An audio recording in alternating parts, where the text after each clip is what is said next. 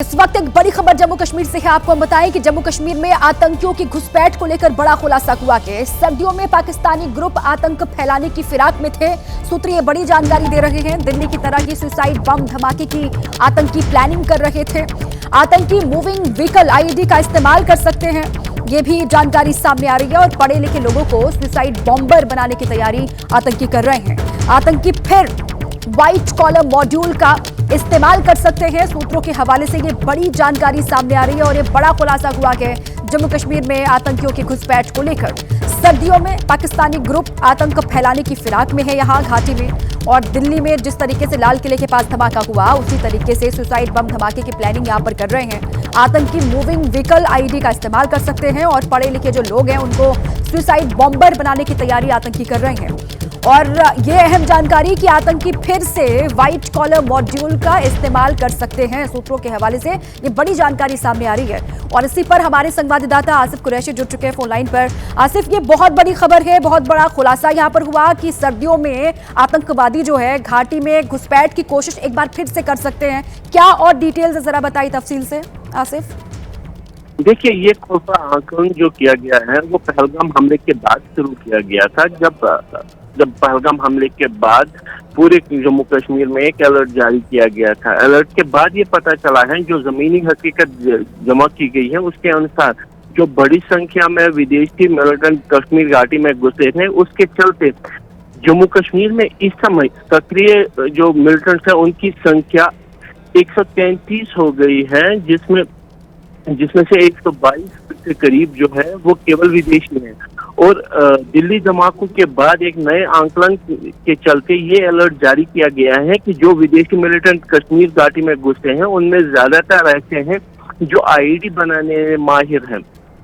और खासकर नए जो इनपुट्स मिले हैं उसके अनुसार दिल्ली धमाके की तर्ज पे कश्मीर घाटी में भी एक धमाका कर सकते हैं। और खास तौर पर भीड़ भाड़ वाले इलाकों में लोगों को सतर्क रहने और सुरक्षा बलों को ये सुनिश्चित करने की इस तरीके की कोई घटना ना घटे, इस तरीके का एक जनरल अलर्ट जो है वो जारी किया गया है।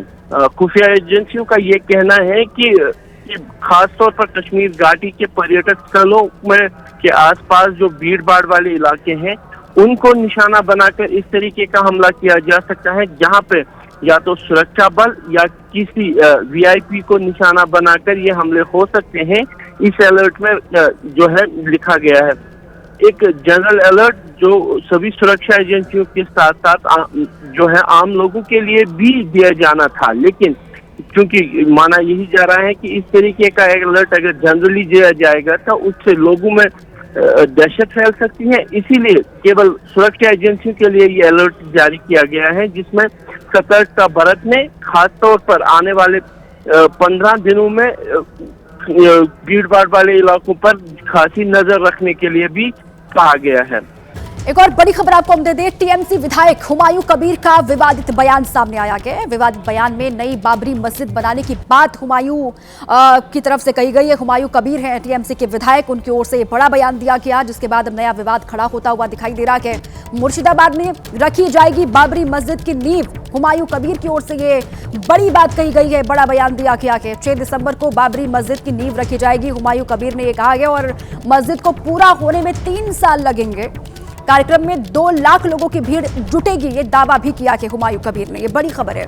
6 दिसंबर को ये कहा गया है उनकी तरफ से कि बाबरी मस्जिद की नींव रखी जाएगी और पूरा जो इसको होने में 3 साल लगेंगे। 2 लाख लोगों की भीड़ यहाँ 6 दिसंबर को जुटेगी।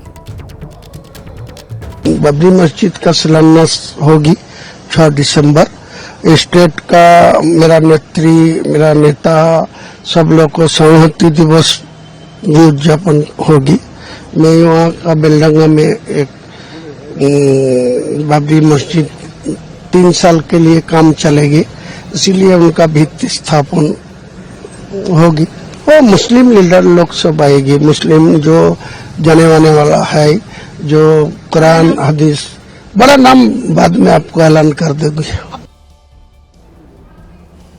टीएमसी विधायक हुमायूं कबीर के बयान पर बवाल मचा हुआ के टीएमसी पर बीजेपी विधायक अग्निमित्रा पॉल ने हमला बोला के मंदिर मस्जिद कोई भी बना सकता के ये बीजेपी की ओर से अग्निमित्रा पॉल की ओर से कहा गया कि टीएमसी धर्म के नाम पर राजनीति करती रही है।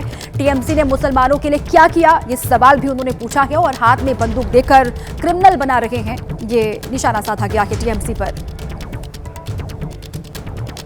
देखिए, कोई भी मंदिर बना सकते हैं, कोई भी मस्जिद बना सकते हैं, लेकिन धर्म को लेकर और धर्मीय स्थल को लेकर राजनीति तृणमूल करते हैं। आज 6 तारीख जब बाबरी मस्जिद का ये किया गया था, डेमोलिश किया गया था, उसी दिन आज मुसलमान सेंटिमेंट को इंस्टिगेट करके आज ये तृणमूल के जो हुमायूं कबीर वो आज घोषणा कर रहे कि वो मस्जिद बनाएंगे। लेकिन टीएमसी वाले हमारे मुसलमान भाई बहन के लिए क्या काम किए हैं? ममता बनर्जी जो मुस्लिम वोट को व्यवहार किए, मुस्लिम को यूज किए, उनके लिए क्या काम किए हैं? तो सिर्फ मस्जिद बनाएंगे बोल के आप मुसलमान लोगों का उन्नयन नहीं कर रहे। मुसलमान समाज से doctor, engineer, IAS, scientist, IFS नहीं हो रहे, क्रिमिनल्स बना रहे और वो तृणमूल बना रहे।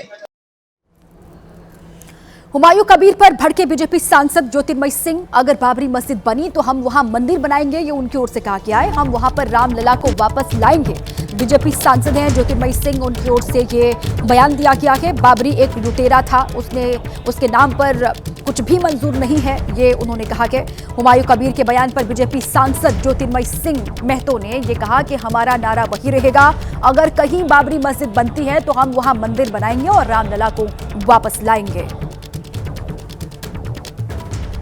हमारा तो नारा वही रहेगा, कहीं बाबरी मस्जिद बनता है तो मंदिर वहीं बनाएंगे और रामलला को फिर से लाएंगे। सीधी बात है। ये बाबर कौन था? यहाँ बाबरी मस्जिद क्यों होगा? एक लुटेरा था और उसके नाम से कहीं होता है कुछ तो फिर सोचा जाएगा आगे क्या करना है। हम लोग कोई भी धर्म को छोटा बड़ा नहीं, सब धर्म को सम्मान करते हैं, लेकिन कोई लुटेरा के नाम से कोई बनाता है ये दुर्भाग्य की बात है।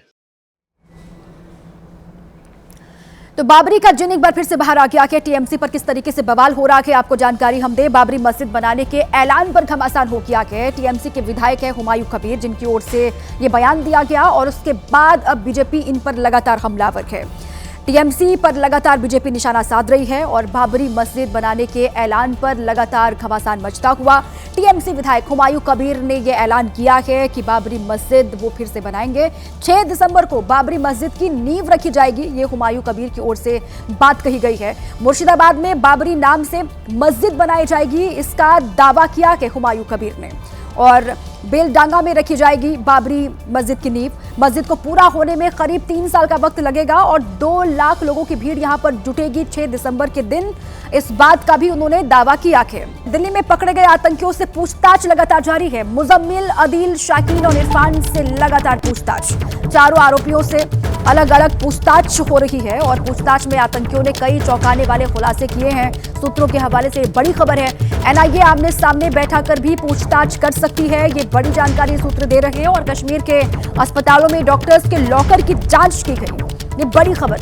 जिनकी गिरफ्तारी हुई है मुजम्मिल, अदील, शाहीन और इरफान, इनसे पूछताछ लगातार हो रही है और चारों आरोपियों से अलग अलग पूछताछ की जा रही है। पूछताछ में आतंकियों ने कई चौंकाने वाले कई बड़े खुलासे किए हैं, ये सूत्र बता रहे हैं। और साथ ही एनआईए आमने सामने बैठाकर भी इन सभी से पूछताछ कर सकती है, ये बड़ी खबर। कश्मीर के अस्पतालों में डॉक्टर्स के लॉकर की जांच भी की गई है। दिल्ली ब्लास्ट में चौंकाने वाला जो खुलासा हुआ उसके बारे में जानकारी आपको हम दे रहे हैं। ब्लास्ट के लिए फंडिंग किसने की वो भी जानकारी। डॉक्टर अदील अहमद ने 8 लाख रुपए दिए, मुजम्मिल ने 5 लाख रुपए दिए और मुजफ्फर अहमद ने 6 लाख दिए थे। इसके लिए जो फंडिंग हुई थी वो देखिए आप। डॉक्टर मुजफ्फर अभी फरार है और अदील का भाई है ये। ब्लास्ट में मारे गए आतंकी डॉक्टर उमर ने 2 लाख रुपए दिए थे, शाहीन ने 5 लाख रुपए दिए थे। शाहीन मुजम्मिल की गर्लफ्रेंड है। कुल 26 लाख रुपए जमा किए गए थे और सारा पैसा डॉक्टर उमर को दिया गया, ये जानकारी सामने आ रही है। आईईडी तैयार करने के लिए गुरुग्राम और नूंह से एनपीके खाद खरीदी गई। बाकी सारे केमिकल, रिमोट और आईईडी के पार्ट्स उमर ने ही मुहैया करवाए थे, ये बात सामने आ रही है। और लगातार पूछताछ हो रही है। पूछताछ में कई चौंकाने वाले खुलासे भी हो रहे हैं, ये बात सामने आई है। दुबई में एयर शो के दौरान फाइटर जेट तेजस क्रैश हो गया और हादसे में कांगड़ा के पायलट नमाज सियाल शहीद हो गए। सीएम सुखविंदर सिंह सुक्खू ने इस हादसे पर दुख व्यक्त किया कि दुख जताया कि हिमाचल प्रदेश के कांगड़ा के रहने वाले थे नमाज सियाल। कांगड़ा जिले में शोक की लहर है। घर में मातम पसरा हुआ कि उनके नमाज सियाल के परिवार में पत्नी और उनकी एक बेटी है। दुबई एयर शो में फाइटर जेट इस तरीके से क्रैश हो गया कल और हादसे में पायलट नमाज सियाल, जो कि हिमाचल के कांगड़ा के रहने वाले थे, वो शहीद हो गए। और पूरे हिमाचल प्रदेश में इस वक्त शोक है। हर किसी की आंखें नम हैं क्योंकि ये दर्दनाक हादसा हुआ कल एयर शो के दौरान। परिवार में पत्नी और उनकी एक बेटी है। नमाज की पत्नी भी वायुसेना में ही सेवारत है, एयरफोर्स में ही है। और सैनिक स्कूल सुजानपुर जिला हमीरपुर में उनकी पढ़ाई हुई। कल जब एयर शो का आखिरी दिन था दुबई में और वहां पर जो हादसा हुआ उसकी तस्वीरें, भयानक तस्वीरें सामने आई थी। और अब नमाज सियाल, जो कि इसके पायलट थे तेजस एयरक्राफ्ट के, जो कि क्रैश हो गया, वो कांगड़ा के रहने वाले थे और वो शहीद हुए। जिसके बाद हिमाचल के सीएम सुखविंदर सिंह सुक्खू ने इस पर दुख व्यक्त किया और पूरे परिवार में उनके मातम है कल से, जब से खबर सामने आई, जब हादसा हुआ। विंग कमांडर नमाज की दर्दनाक मौत हो गई कल हादसे में। एयर शो के दौरान अपना करतब दिखा रहा था तेजस एयरक्राफ्ट और अचानक से वो क्रैश हो गया। ये आखिरी, नमाज सियाल का ये आखिरी वीडियो है जिसमें वो दिखाई भी दे रहे हैं। और इस वीडियो के बाद उन्होंने तेजस एयरक्राफ्ट में उड़ान भरी थी एयर शो के दौरान और वो वहां पर हैरत अंगेज लगातार कारनामे दिखा भी रहे थे, लेकिन किसी ने सोचा नहीं था इस तरीके से हादसा वहां पर हो जाएगा। अब इसकी जांच की जा रही है। अब आगे बढ़ते हैं। बड़ी खबर आपको एक और हम दे दें। पीएम मोदी के दक्षिण अफ्रीका दौरे का दूसरा दिन है आज। पीएम मोदी आज G20 शिखर सम्मेलन में हिस्सा लेंगे और शिखर सम्मेलन के तीनों सत्रों को संबोधित करेंगे पीएम मोदी। कुछ नेताओं के साथ द्विपक्षीय उनकी बैठक भी होगी। समिट में दुनिया के बड़े मुद्दों पर बातचीत होगी। पहले दिन जोहान्सबर्ग एयरपोर्ट पर पीएम मोदी का रेड कारपेट वाला भव्य स्वागत किया गया, वो तस्वीरें भी सामने आई। और बड़ी जानकारी यह है कि शिखर सम्मेलन जो होना है G20 शिखर सम्मेलन, उसमें हिस्सा लेंगे पीएम मोदी और तीनों जो सेशंस होने हैं उसको संबोधित करेंगे। कुछ अलग अलग देशों के नेताओं के साथ द्विपक्षीय बैठक करेंगे पीएम मोदी और समिट में दुनिया के बड़े मुद्दों पर पहले दिन चर्चा होनी है। दुनिया के अलग अलग मसलों पर, अलग अलग मुद्दों पर बातचीत होगी। पीएम मोदी के दक्षिण अफ्रीका दौरे का दूसरा दिन है। पीएम मोदी आज G20 शिखर सम्मेलन में हिस्सा लेने वाले हैं, वो तस्वीरें भी सामने आएंगी। ये 4 तस्वीरें आपको हम दिखा रहे हैं। ऑस्ट्रेलिया के पीएम से मिले पीएम मोदी, ये पहली तस्वीर उसकी है। कारोबारियों से भी उन्होंने मुलाकात की, भारतीय उद्यमियों से उन्होंने मुलाकात की जो वहां पर मौजूद हैं, उनसे मिलते हुए पीएम मोदी और भारतीय समुदाय के साथ भी उनकी तस्वीर सामने आई जो पीएम मोदी का स्वागत करने के लिए वहां पर पहुंचे हुए थे।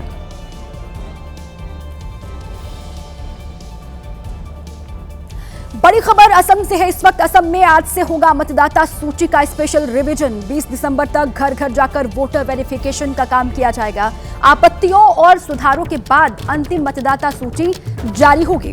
10 फरवरी 2026 को जारी की जाएगी फाइनल वोटर लिस्ट। ये बड़ी जानकारी है। असम में अगले साल विधानसभा के चुनाव होने वाले हैं और ये यहाँ पर मतदाता सूची का स्पेशल रिवीजन जो है वो आज से शुरू होने वाला है।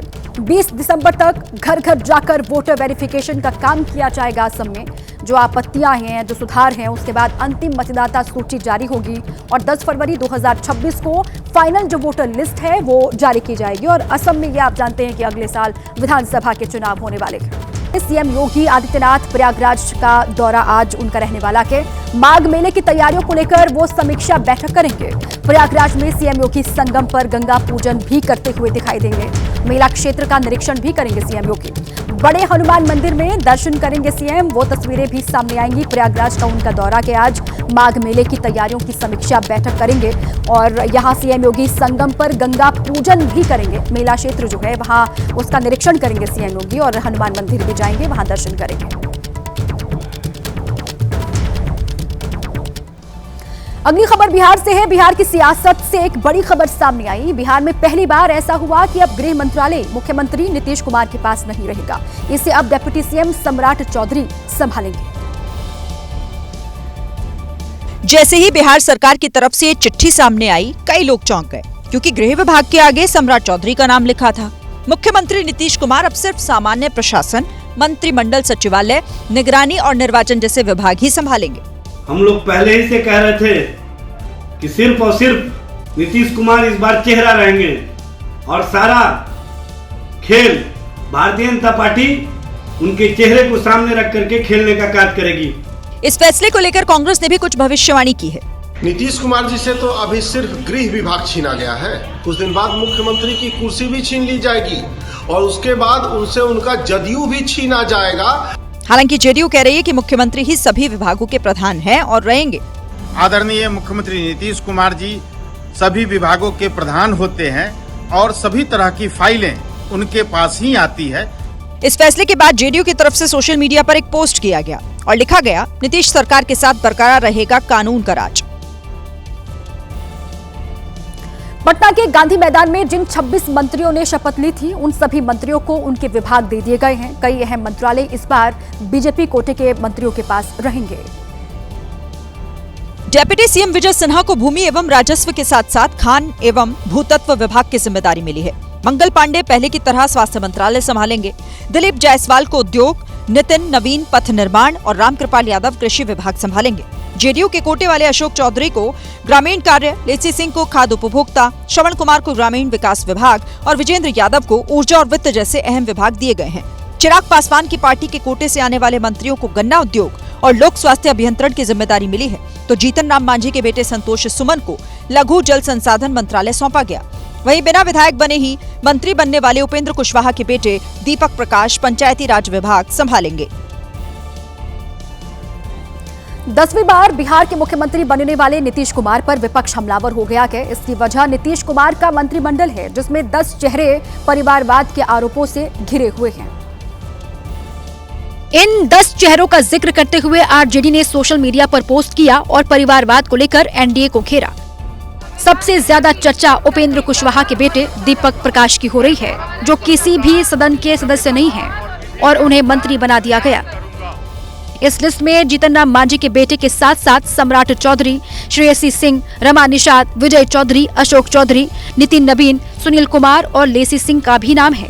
ये शपथ बताता है कि बिहार में किस तरह से एनडीए के लोगों ने परिवारवादियों को संरक्षित किया है। अब बीजेपी एनडीए के परिवारवाद का अंतर बता रही है। परिवारवाद का मतलब होता है प्रधानमंत्री का बेटा प्रधानमंत्री। परिवारवाद का मतलब होता है मुख्यमंत्री का बेटा मुख्यमंत्री। उसके बाद कोई परिवारवाद नहीं होता। यानी बीजेपी की नजर में इस तरह का परिवारवाद नहीं होता। बिहार में कांग्रेस पार्टी की करारी हार के बाद कलह का दौर शुरू हो गया है। बिहार की महिला कांग्रेस अध्यक्ष ने अपने पद से इस्तीफा दे दिया और कई सारे सवाल खड़े किए हैं। सरबत जहां फातिमा का सबसे बड़ा दुख ये है कि उन्हें पार्टी ने टिकट नहीं दिया और अब उन्होंने पार्टी छोड़ते हुए हमलों की बौछार कर दी। कांग्रेस पार्टी महिला सशक्तिकरण के लिए जानी जाती है। बिहार प्रदेश कांग्रेस कमेटी ने इस बार 61 सीटों पे चुनाव लड़ा और सिर्फ 8% का रिप्रेजेंटेशन महिलाओं को मिला। महिलाओं को की अनदेखी की गई। सरबत जहां ने पार्टी अध्यक्ष और प्रदेश प्रभारी पर कई तरह के आरोप लगाए। इधर कांग्रेस दफ्तर के बाहर हंगामा भी देखने को मिला। राजेश राम दफ्तर के अंदर बैठे थे और बाहर उनके खिलाफ नारेबाजी हो रही थी।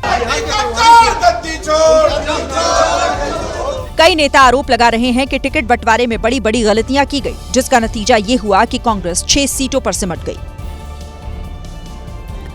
बिहार में इस बार हुए विधानसभा चुनाव में चिराग पासवान मजबूत होकर उभरे हैं। अब उन्होंने एक ऐसी बात कह दी है जिसे मुख्यमंत्री की कुर्सी का इशारा माना जा रहा है। बिहार में ये चर्चा अक्सर होती रहती है कि चिराग पासवान कभी बिहार के मुख्यमंत्री बन पाएंगे या नहीं। अब इस पर चिराग ने खुलकर अपनी बात कही। केंद्र में अपनी जिम्मेदारियों को निभाते हुए 2030 आते आते तक यकीनन बिहार की राजनीति में सक्रिय भूमिका में आप मुझे देखेंगे, ये मैं भी मानता हूँ। सिर्फ चिराग पासवान ही नहीं, उनकी मां भी मान रही हैं कि 2030 में चिराग ही मुख्यमंत्री बनेंगे। आने वाले समय में 2030 के लिए एक मां का आशीर्वाद है। बिल्कुल आशीर्वाद। चिराग पासवान ने कहा कि आज के वक्त में डिप्टी सीएम का पद मांगकर वो खुद को लालची नहीं दिखाना चाहते। इस वक्त दिल्ली से एक बड़ी खबर है, आपको बता दें, दिल्ली कार ब्लास्ट मामले में बड़ी खबर सामने आ रही है। आतंकी जसीर बिलाल वानी ने कोर्ट में अर्जी दाखिल की है। एनआईए हेडक्वार्टर में वकील से मिलने की इजाजत मांगी है। एनआईए कोर्ट आज करेगी आतंकी जसीर की अर्जी पर सुनवाई। ये बड़ी खबर इस वक्त दिल्ली से है। यहाँ पर ब्लास्ट का मामला और इस मामले में गिरफ्तार आतंकी जसीर बिलाल वानी ने कोर्ट में अर्जी दाखिल की है और एनआईए हेडक्वार्टर में वकील से मिलने की इजाजत मांगी है इसने। एनआईए कोर्ट आज इसकी अर्जी पर सुनवाई करेगी। ये बड़ी खबर इस वक्त। आतंकी जसीर बिलाल जिसने अपने वकील से मिलने के लिए परमिशन मांगी है एनआईए हेडक्वार्टर में।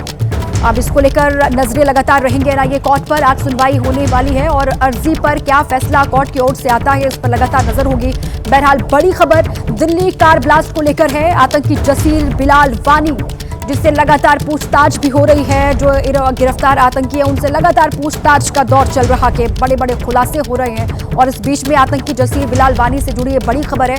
और सुशील पांडे इसी पर हमारे संवाददाता और जानकारियों के साथ जुड़ चुके हैं। सुशील, क्या डिटेल्स है इसको लेकर? आज एनआईए कोर्ट में इस आतंकी जसीर बिलाल वानी की अर्जी पर सुनवाई होने वाली है।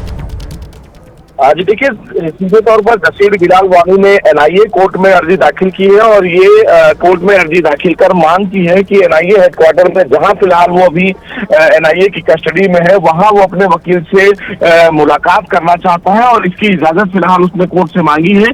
इससे पहले भी उसने दिल्ली हाई कोर्ट में अर्जी दाखिल की थी और ये कहा था कि उसके वकील से उसे मिलने दिया जाए, लेकिन हाई कोर्ट ने उसे कोई राहत नहीं दी। लेकिन हाई कोर्ट ने ये जरूर कहा कि वो निचली अदालत में अर्जी दाखिल कर ये इजाजत मांग सकते हैं, क्योंकि उनके वकील ने कल हाईकोर्ट में ये दलील देते हुए कहा था कि उन्होंने मौखिक रूप से कोर्ट से मांग की थी कि वकील से मिलने की इजाजत दी जाए, जिस पर हाईकोर्ट ने नाराजगी जताई और ये कहा कि मौखिक रूप से अदालतें सुनवाई नहीं करती हैं, लिहाजा निचली अदालत में ही आप अपनी याचिका दाखिल करें। तो अब एनआईए स्पेशल कोर्ट में ये अर्जी दाखिल की गई है और सीधे तौर पर जो जसीर बिलाल वानी है वो अपने वकील से मुलाकात करके कहीं ना कहीं जो कानून संबद्ध कार्रवाई है उसमें वो हिस्सा लेना चाहता है और इसीलिए फिलहाल वकील से वो मुलाकात करना चाहता है। अब ऐसे में देखना है कि एनआईए अदालत आज इस पूरे मामले में अहम सुनवाई करेगी और देखना ये भी होगा कि क्या वकील से मिलने की इजाजत कोर्ट देता है या नहीं। लेकिन एनआईए ने जिस तरह से आरोप लगाया है जसीर बिलाल वानी पर, वो अपने आप में बेहद गंभीर आरोप है और ऐसे में आज निश्चित रूप से निगाहें अदालत पर जरूर रहेंगी। ठीक है, शुक्रिया आपका सुशील, आप लगातार नजर बनाए रखें। बहुत बहुत शुक्रिया पूरी जानकारी के लिए। अब कोर्ट पर लगातार निगाहें हैं, क्या वकील से मिलने की परमिशन मिलती है आतंकी जसीर बिलाल वानी को या फिर नहीं, इस पर लगातार हमारी नजर भी होगी। दिल्ली से एक और बड़ी खबर है, आतंकी हमले से ही जुड़ी हुई बड़ी खबर है। सूत्रों के मुताबिक ब्लास्ट के कुछ घंटे पहले फरीदाबाद में जो अमोनियम नाइट्रेट बरामद हुआ था उसे अल फलाह यूनिवर्सिटी के पास ही एक चक्की में पीसा जाता था और फिर वहीं से बम बनाने का कच्चा माल निकलता था। फरीदाबाद के धौज गांव में मिली स्टील की इस चक्की से आतंकी अमोनियम नाइट्रेट पीसते थे और उसी जगह से मिली इस इलेक्ट्रॉनिक मशीन के जरिए अलग अलग मेटल्स को पिघलाया जाता था। ये काम मुजम्मिल एक कैब ड्राइवर के घर पर करवाता। उसकी निशानदेही पर ही अल फलाह यूनिवर्सिटी से लगे धौज गांव में ड्राइवर के घर से दोनों सामान बरामद हुए। धौज गांव से 4 किलोमीटर दूर फतेहपुर तगा गांव में 10 नवंबर को अमोनियम नाइट्रेट की 50 बोरियां मिली थी। सूत्रों के मुताबिक अब साफ हो गया है कि एक गांव से अमोनियम नाइट्रेट लाकर मुजम्मिल दूसरे गांव की चक्की में उसे पिसवाता था और उसके पाउडर से बम बनाया जाता था। आतंकी हमले के केस में गिरफ्तार डॉक्टर्स के फोन का डेटा भी निकाल लिया गया है। सूत्रों के मुताबिक इसमें कई बड़े चौंकाने वाले खुलासे हुए हैं। सूत्र बता रहे हैं कि जांच एजेंसियों ने डॉक्टर मुजम्मिल, अदील, शाहीन और इरफान के फोन का डिलीटेड डेटा रिकवर कर लिया है। इसमें अकेले मुजम्मिल के मोबाइल फोन में आतंकियों से जुड़े करीब 200 वीडियो मिले हैं, ये बात सामने आई है। इनमें मसूद अजहर, आतंकी असगर, उसके साथ जैश के कमांडर और आईएसआई से जुड़े आतंकियों के जहरीले भड़काऊ भाषण हैं। 200 में से 80 वीडियो में आतंकी ट्रेनिंग और बम बनाने की तकनीक थी। कुछ वीडियोस ऐसे भी थे जिसमें केमिकल रिएक्शन से जुड़े रिसर्च पर बात की जा रही थी। और सबसे खतरनाक बात यह है कि मुजम्मिल के फोन से दिल्ली, यूपी और मुंबई के धार्मिक स्थलों और भीड़भाड़ वाले मार्केट के वीडियोस भी मिले हैं। अब इन डेटास की लगातार जांच पड़ताल की जाएगी और आने वाले वक्त में और भी गिरफ्तारियां हो सकती है, ये बात सामने आ रही है। मुजम्मिल के साथ उसकी साथी डॉक्टर शाहीन के फोन की भी जांच हुई। सूत्र के मुताबिक जब उसके फोन का डेटा निकला तो बहुत बड़ा खुलासा हुआ। पता चला कि शाहीन आतंकियों की फंडिंग में मेन रोल निभा रही थी। सूत्रों के मुताबिक डॉक्टर शाहीन भारत में आतंकी गतिविधियों में शामिल लोगों के लिए पैसे जुटाने का काम करती थी। इसके लिए डिजिटल मनी बिटकॉइन के जरिए पैसों का ट्रांसफर होता था। शाहीन को जैश ए मोहम्मद और अलकायदा के हैंडलर बिटकॉइन के जरिए 9 लाख रुपए भेजते थे। फिर शाहीन यहाँ 10 से ज्यादा अकाउंट्स में उन पैसों को डाला करती थी। इसके अलावा हवाला के जरिए भी शाहीन के पास 6 लाख से ज्यादा रुपए आए।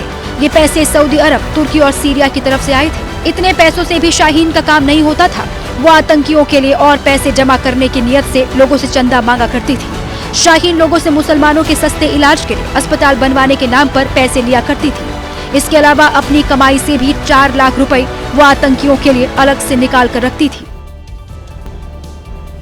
गुजरात से अगली खबर है। गुजरात के खेड़ा में बीएलओ के तौर पर काम कर रहे एक शिक्षक की हार्ट अटैक से मौत हो गई। परिवार का आरोप है कि वोटर लिस्ट के काम के दबाव के कारण उनकी मृत्यु हुई है।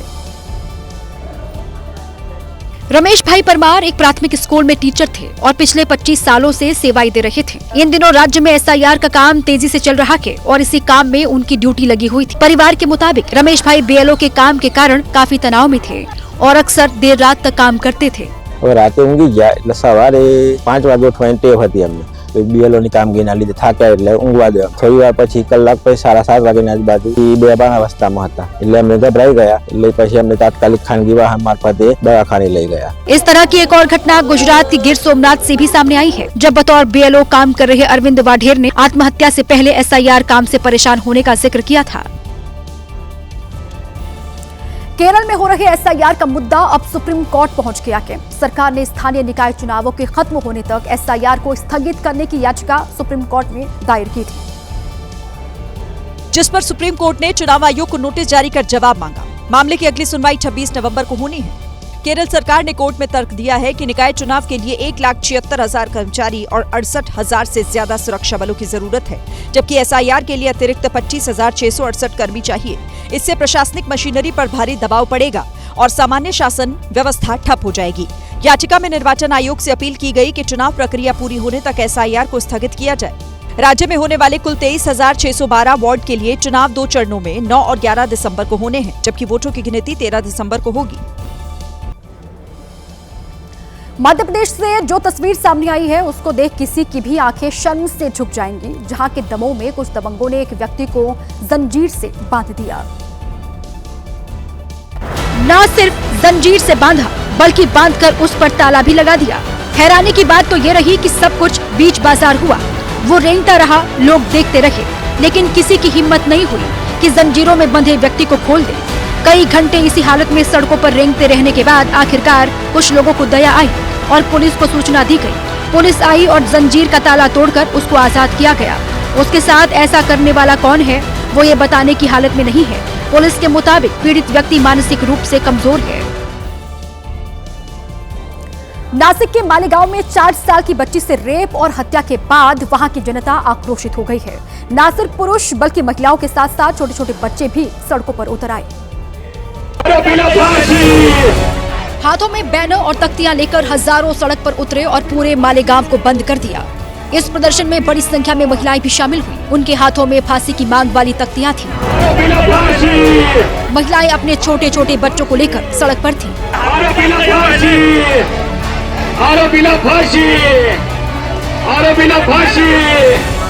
19 नवंबर की रात में बच्ची का शव मिला था। बच्ची से दरिंदगी हुई थी। जब ये खबर नासिक के मालेगांव के लोगों तक पहुंची तो गुस्सा फूट पड़ा।